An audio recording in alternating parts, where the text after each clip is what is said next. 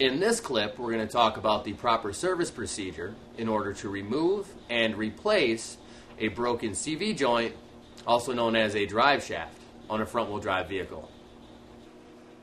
This wheel is going to come off real easy. However, it may be necessary to strike the wheel to get it to come off of the studs. Your brake rotor is cast iron and the wheel's aluminum. That bimetal surface will corrode together, and even though you have all the nuts off, the wheel may not want to cooperate. I'm going to demonstrate the procedure for you, even though this one will come off. What you're going to do is grab a hold of the top of the tire and strike the bottom of the tire with the flat of your hand very hard, just like so.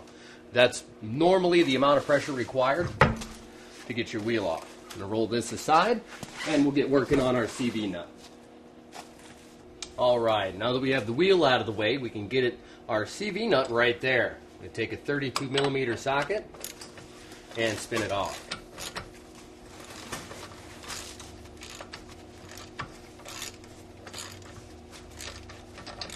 Alright, once it's finger tight, you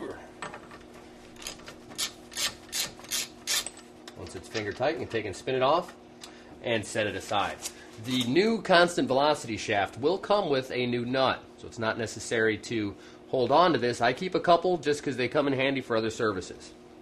That is the proper procedure for removing your lug nuts, removing your tire, and spinning off your constant velocity shaft mounting nut.